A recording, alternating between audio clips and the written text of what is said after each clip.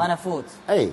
طيب ابو عباس، على ذكر التوصيل، انت ذكرت لي قبل البرنامج انه جانب التوصيل جانب التوصيل بغداد. شلون ذولا يعني شلون رتبت هذا الموضوع؟ عندنا احد اصدقائنا يجمع المواد، هي يعني الاكسسوارات، الملابس، حسب المطالب من البيجات. فصار ترتيب وياه بانه قال كيف على هذا رزق زايد الي. اكيد. هو ياخذ من عندنا الطلب بكذا وينطي للسواق بطلب اخر. تمام. وفلوسنا تجي بيد المندوب.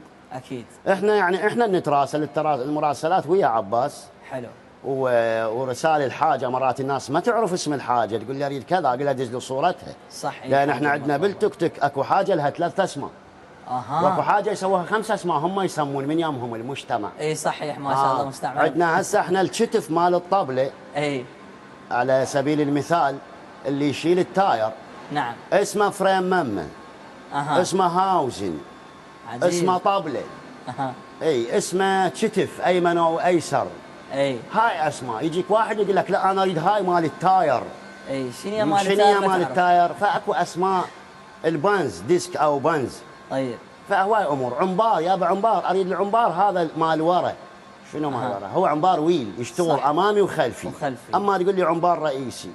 صح. فاصير فشنو نقول له دز الصوره مالته مرات. تمام. اي. وعندك من تعتمد عليه بقراءة الصورة او يشوف اكيد الصورة؟ اكيد. هو الصفحه يم عباس هو اللي يديرها نعم. يعني الجانب الاعلامي مسلم عباس، هو مستلم هذا الموضوع. اي. ويتواصل ويا ابو التوصيل ويدز الغراض الى بالليل، اذا ابو المحافظات يستلمهن الصبح. تمام. واذا ابو بغداد يستلم يكون قبل 11 من يامي، حتى بالثنتين يسلم. تمام. لان تطلع المندوبين بالوحده. ابو عباس، قبل لا اختم وياك سؤال، مثل ما نقول باقل من دقيقه. نعم. تشوف الاعلام خدمك بعملك؟